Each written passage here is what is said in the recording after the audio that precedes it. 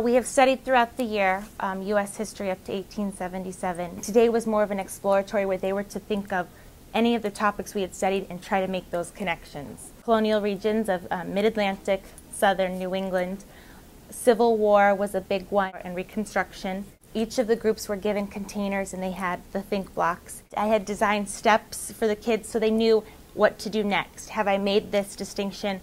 Some of the questions they would be looking for that they could even ask each other. The one that works really well with the students is that perspectives, taking it from different perspectives, especially with U.S. history when we study it from the North American point of view. This helps give them how does the British feel during the American Revolution, or how did Native Americans feel when explorers were coming in? So they were taking on a different point of view, and that brought in a lot of dialogue, a lot of conversation.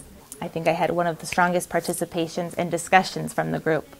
Besides the normal, this is what I'm giving you, this is what happened, we were getting more of a collaborative discussion. And the ideas that the kids were coming up with were kind of 10 steps ahead of where I was. I wanted them to get to that point, but they were already seeing the connections being made as we were going through it. So I was very impressed with that. This would be meeting a lot of the social studies standards for 6th grade. But it also, not only are the kids meeting the standards, they're thinking of the bigger picture. It's becoming more personal, it's becoming meaningful to them, and it's not just the basics of I have to memorize, I have to review this, and this happened. I think it all comes back to their taking responsibility for their learning and making their connections with themselves and having them use that thinking method.